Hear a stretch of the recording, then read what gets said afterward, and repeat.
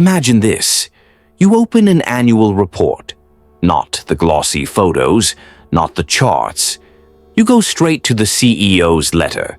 The part written in confident language, polished by lawyers and PR teams pretending to be humble while secretly flexing. You read lines like, "Thanks to our visionary leadership, disciplined execution, and strong culture, we delivered outstanding results this year." Now rewind 1 year. Same CEO, same signature, same font. But this time the tone changes.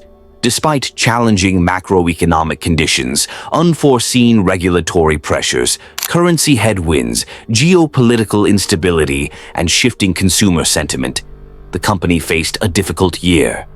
Notice something? When things go well, it's genius. When things go badly, it's weather. This isn't coincidence, this is human nature.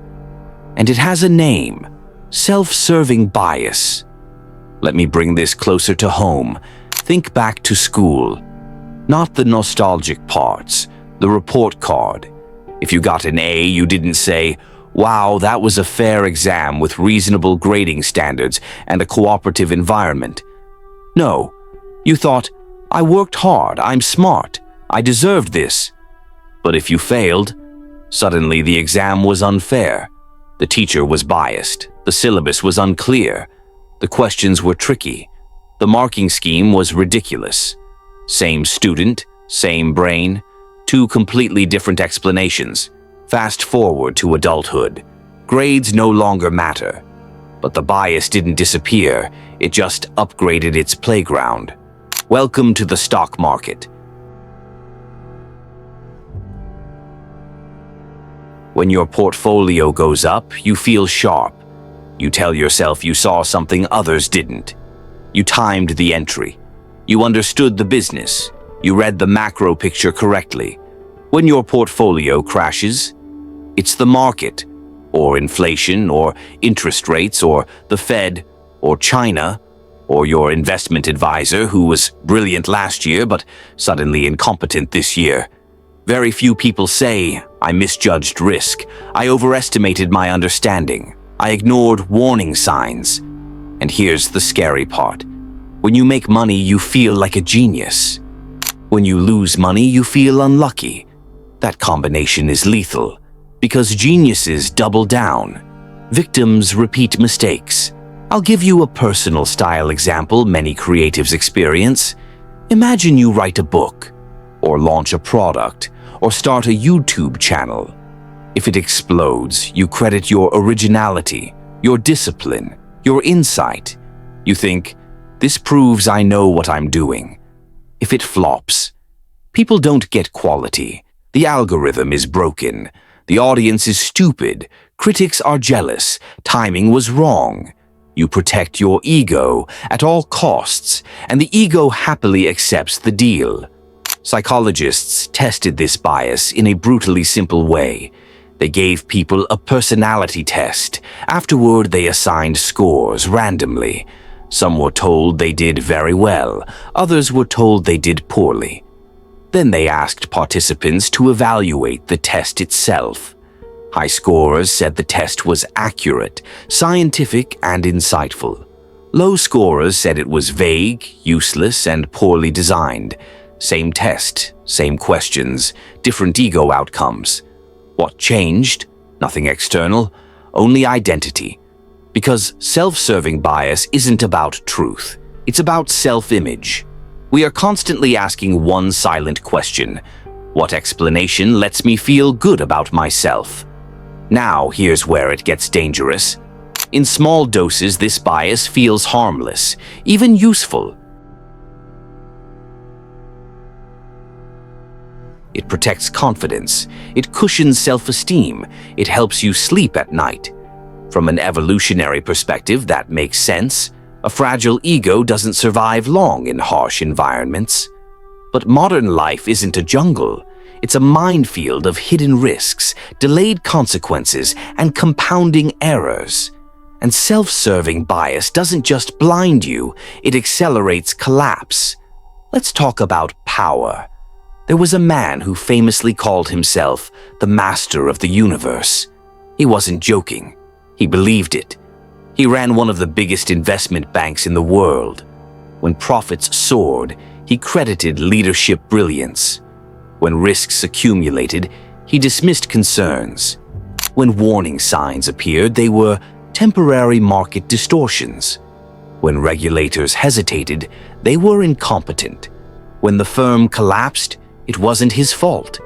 Even after total destruction, people like this rarely change their internal story. They rewrite reality to preserve identity. And that's the final stage of self-serving bias, believing your own edited version of events. This isn't rare, it's common. Here's another example that sounds almost funny until you realize what it means.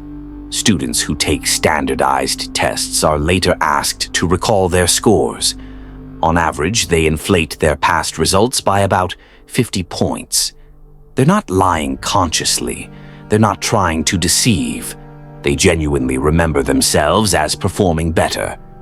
Memory itself becomes biased in your favor.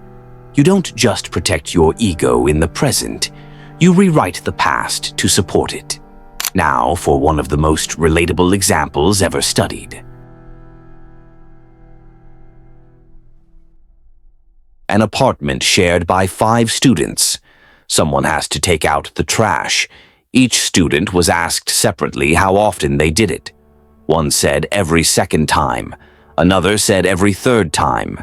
Another, furious about a leaking garbage bag, claimed around 90%. Add up all their answers. Over 300%. Mathematically impossible. Psychologically inevitable.